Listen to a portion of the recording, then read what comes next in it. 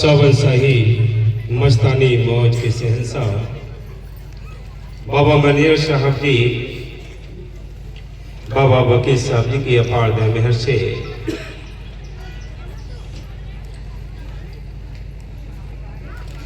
सद्गुरु की मेहर से आज का ये पावन पर्व पूज्य परम संत बाबा मैनेजर साहब जी के इस अवतार दिवस की सभी साध संगत को जहाँ तक भी मालिक की मेहर से अपने हिंदुस्तान अदर कंट्रियों में बैठी हुई साध संगत है, सभी के लिए बाबा मैनेजर साहब जी की इस जन्मदिन के सभी को शुभकामनाएं, लख लख बधाइयाँ जो आपने इस पावन पर्व पर दर्शन दिए हैं। आपने अपने प्यार को यहाँ तक दिखाया है मौज मस्ती में। अपने शहंशाह बाबा मैनेजर साहब जी उन याद पल हैं या उनकी लूरी नज़ारे हैं, उनकी याददाश्त के लिए हम सब यहाँ इकट्ठे हुए हैं। आप सब के लिए कोट कोट बधाइयाँ और सभी के लिए, हम सब के लिए वो मालिक वो दाता सेवा सिमरन दर्शन सत्संग का बल बख्शे, हिम्मत बख्शे। तो आइए ही शहंशाह के लिए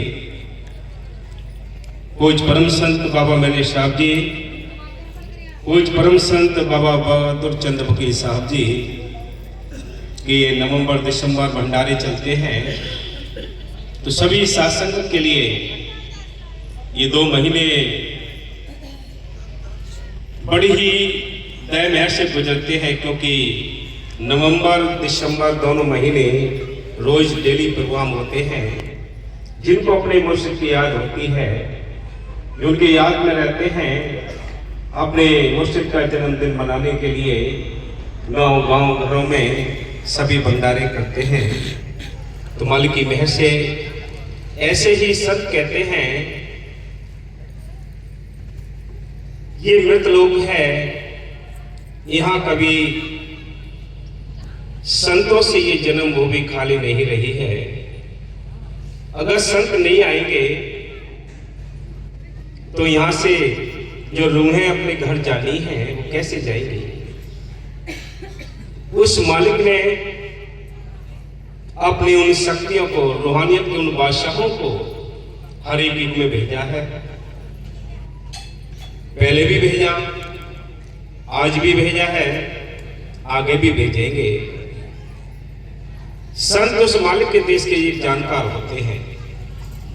वो हम सबको ठीक रास्ता बताने के लिए आते हैं। हम सबके यहाँ मृतलोक में अवतार लेकर उन तड़पते हुए जीवों को जगाने की कोशिश करते हैं। क्या कहते हैं संत? संत कहते हैं, ये तुम्हारा देश नहीं, हम आपको समझाने के लिए आए हैं, चलो अपने घर चलो। तो ऐसे ही रूहानियत के बादशाह बाबा मैनेजर साहब जी सालाना गांव में माता हरनाम कौर और पिताजी चरण सिंह जी थे, जिनके घर में इस रूहानियत की शक्ति ने अवतार लिया। कितने करोड़ों जीवों का उद्धार किया, पूरे संसार में एक मिसाल बनाकर दिखाई। पूरी ट्रेन और रेल जैसा एक अजूबा बनाया, सचखंड बनाया। रेल जैसा यानी दीवार लगा के गेट बड़ा सुंदर बीच में बनाकर रेल बना दी। आज संसार वहां नतमस्तक होता है। तो संत जब आते हैं तो सारी अपनी फौज भर रहा दाएं मेहर साथ लेकर आते। मालिक का हुक्म होता है इसलिए हम सब के बीच में आकर वो समझाते हैं कि चलो भाई अपने घर चलो, ये हीरा जन्म मिला है, ये मनुष्य तन मिला है, ये 84 लाख जोनियों में सबसे अव्वल जीवन मिला है, तो एक मनुष्य तन है। इसके लिए, इस तन के लिए देवी देवता भी तरसते हैं। वो कहते हैं हमारे पास ये मनुष्य जीवन होता, हम संतों की तलाश करके नाम लेकर नाम का अभ्यास कर लेते। तो संतों ने उन तड़पते हुए जीवों को जगाया है जो हकीकत में अपने घर जाना चाहते हैं, अपने वतन जाना चाहते हैं, मालिक को अंदर देखना चाहते हैं। उनको राहत दारी बकसकर अपने अंग संग यानी रहते हुए दूर दरगाह ले जाकर छोड़ते हैं। ये संतों की जिम्मेवारियां होती हैं। ये देश काल का घर है, काल की नगरी है, यहाँ कोई भी जीव सुखी नहीं है। संत कहते हैं तन दर सुखिया कोई न देखा, जो देखा सो दुखिया हो। उदय अस्त की बात कह तू सबका किया विवेका हो। सारे विवेक करके देख लिया है कि कोई भी जीव सुखी नहीं है। सुखी कौन है? जिनका ख्याल मालिकों को जुड़ा है, जो अपने घर गृहस्थी के कामकाज हकलार की मेहनत करके गुजारा करके चले गए, वो भाग्यशाली हैं। संतों ने आकर हम सबको ही रहना खाना पीना सब कुछ सिखाया है। कबीर साहब ने अपने एक शब्द में लिखा है, वो क्या लिखते हैं कि मैंने मानो जन्म तुझको हीरा दिया, अगर तू इसको वृथा कमाए तो मैं क्या करूं। आने दूध फल मेवा मिष्ठान सब कुछ दिए, अगर तू मांस खाए तो मैं क्या करूं।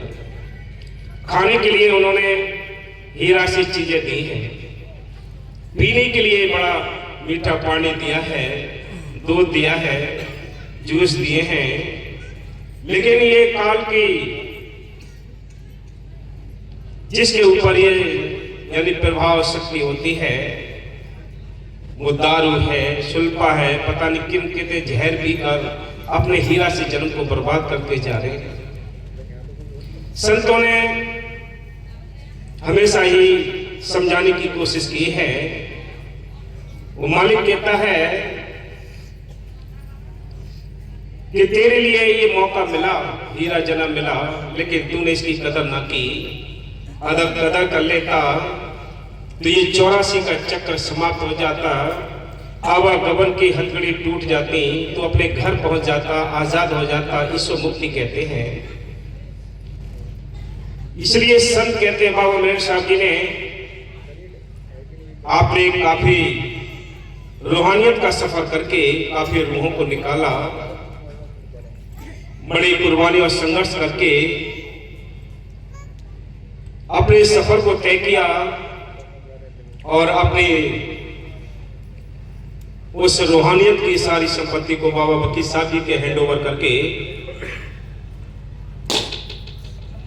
उनके जुम्मे रूहों का जुम्मा छेड़ दिया। कभी आपको ये संभालनी है, ये रूहानियत की शक्तियां हम हमेशा ही अवतार लेकर इस संसार में हम सबको जगाती रही हैं। हाँ जी,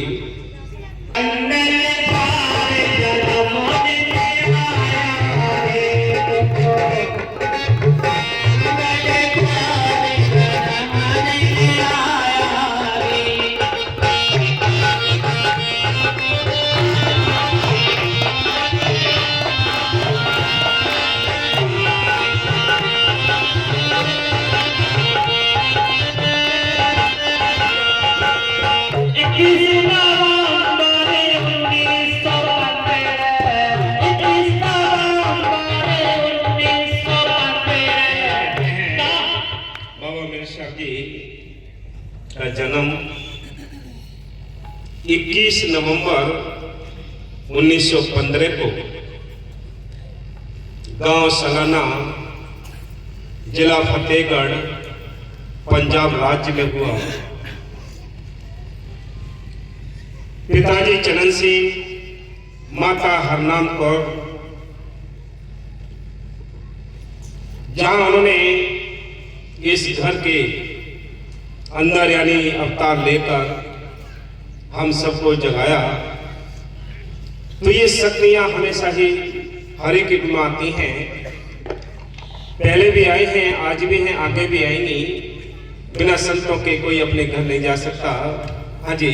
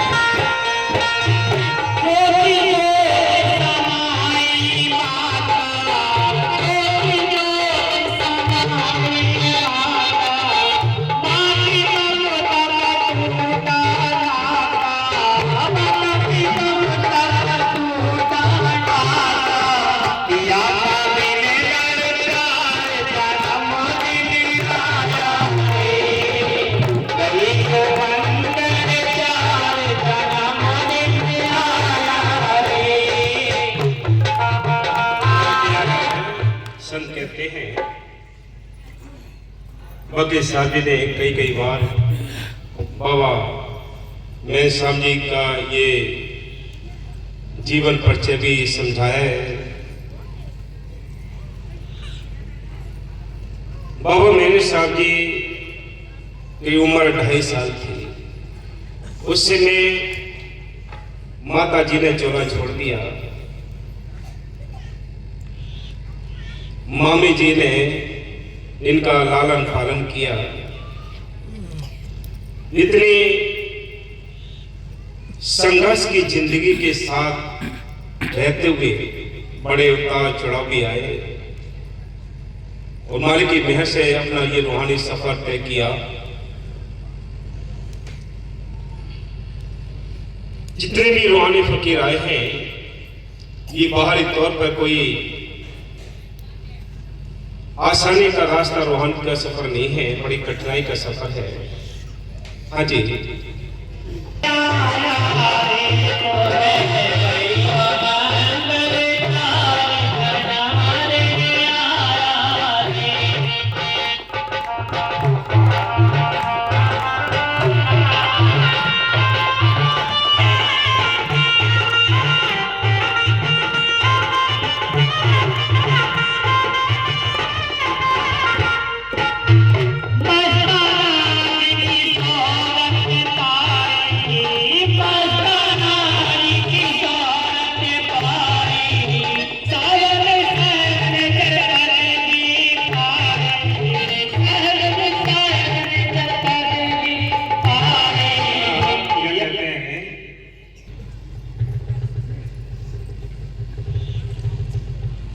तेरह साल की उम्र में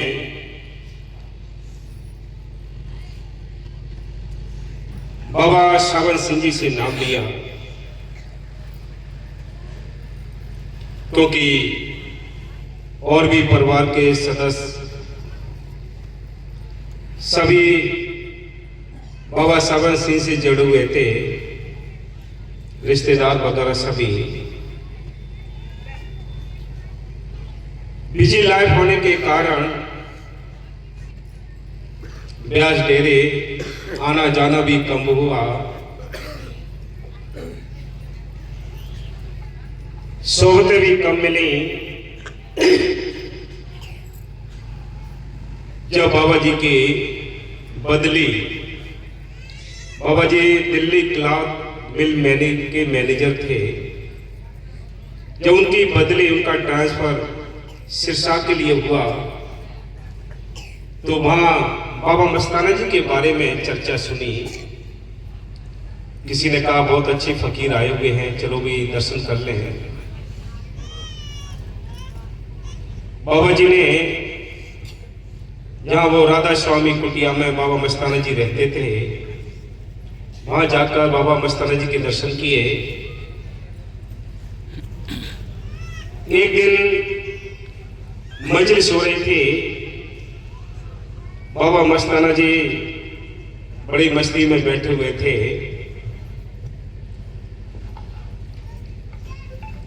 कोई बात आई तो बाबा मेर साहब जी ने कहा कि कोई राम नहीं है, सब ढोंग पाखंड है। बाबा मस्ताना जी ये बात सुनकर बड़े कड़क बोले कि भाई इसको बाहर करो, ये हमारे सामने क्या कहता है। दो सेवादारों ने बाबा जी को उठा के बाहर कर दिया।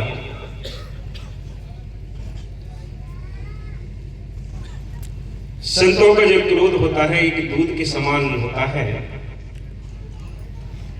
थोड़े देर के बाद बोल के लाओ, इसको बुला के लाओ। भाई बाबा मैनेजर साहब से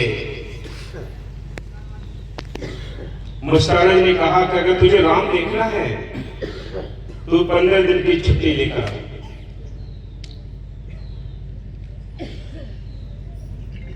बाबा जी घर आए, 15 दिन की छुट्टी ली। छुट्टी लेकर जब आश्रम में आए, बाबा मस्ताना जी के पास आए। बाबा मस्ताना जी ने कहा अभी तो अपने घर वालों से सलाह मशवरा करके आया है कि जी हाँ।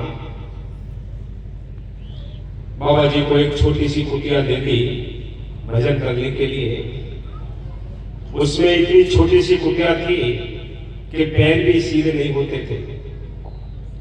खाना बंद कर दिया, थोड़ी खिचड़ी वगैरह एक आध चमचा दे दिया करते थे। 13वें दिन बाबा जी ने फैसला किया कि मुझे राम नहीं देखना है। इतने अंदर से वो बाहर से तंग हो गए।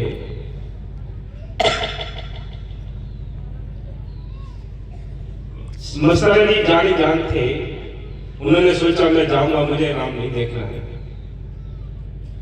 मस्ताना जी बोले कि भाई कैसे परेशान है कि जी बस मुझे राम नहीं देखना है। 13वें दिन बाबा जी परेशान हुए।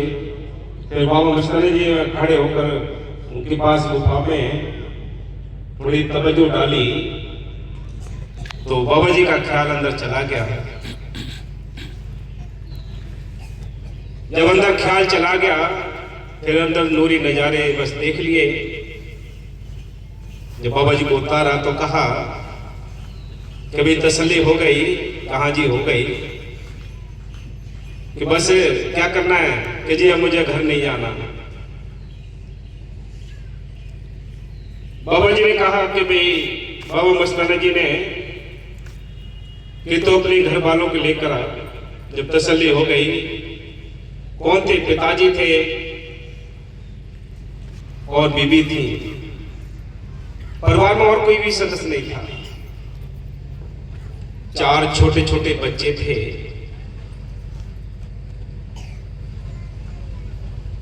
जब बीबी बाबा मस्ताना जी के सामने आई,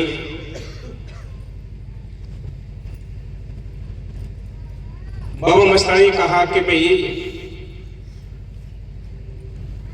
तेरे क्या ख्याल है?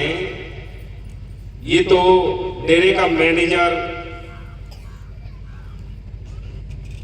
बनने को तैयार है, तू क्या चाहती है? उन्होंने कहा कि जी अगर ये मालिक की राह में लगते हैं, परमार्थ में लगते हैं, मेरे को कोई उजर नहीं, मेरे को कोई टेंशन नहीं। बाबा मस्ताना जी ने कहा कि ये यहाँ का भी मैनेजर रहेगा और उस शावन शाही मैनेजर यहाँ का भी है और उस देश का भी मैनेजर रहेगा। बीवी ने कहा कि जी कोई बात नहीं, मेरे 4 बच्चे छोटे छोटे हैं। और बाबा मेरे साहब जी के पिताजी थे चरण सिंह जी। माँ थी नहीं, बहन थी नहीं, भाई कोई थे नहीं, अकेले थे। बताओ, ऐसे में उन महान जिनके चरणों में नतमस्तक होते हैं कि ऐसे हालात में उन्होंने बाबा मेहर साहब जी को आश्रम में रहने के लिए हाँ कर दी कि मेरे को कोई भी टेंशन नहीं, मैं अपनी ससुर की सेवा करके अपना गुजारा जैसे तैसे कर लूंगी, अगर ये आश्रम में रहते हैं तो कोई मेरे को परेशानी नहीं। बाबा जी ने नौकरी छोड़ दी, बाबा मस्ताना जी की सोबत करते रहे। फिर तो ये रूहानियत के जो खेल होते हैं, जो संत आते हैं, उनके अजीब खेल होते हैं। हाँ जी,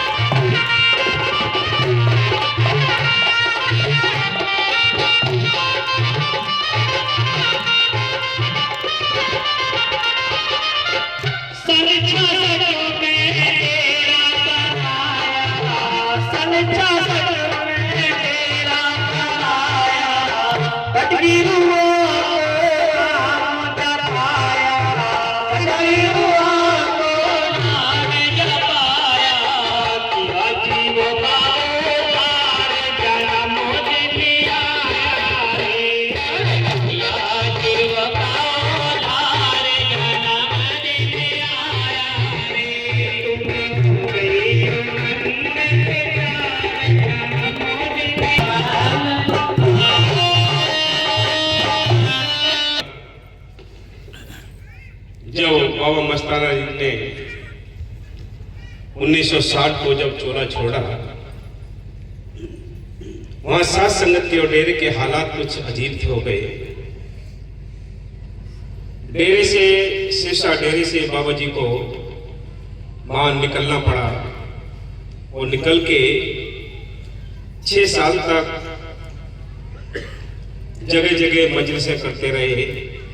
1966 को जगमाल वाली डेरे की नींव रखी और एक आज रूहानियत का स्कूल एक आलीशान बना जो विदेशों में भी ख्याति प्राप्त है। विदेशों के लोग भी कितने आकर वहां उस सचखंड को देखते हैं जिस सचखंड को बाबा जी ने नींव रखी। तो वहां रूहानी कॉलेज खोलकर उन रूहों की भर्ती की जिनका उद्धार किया। हाँ जी,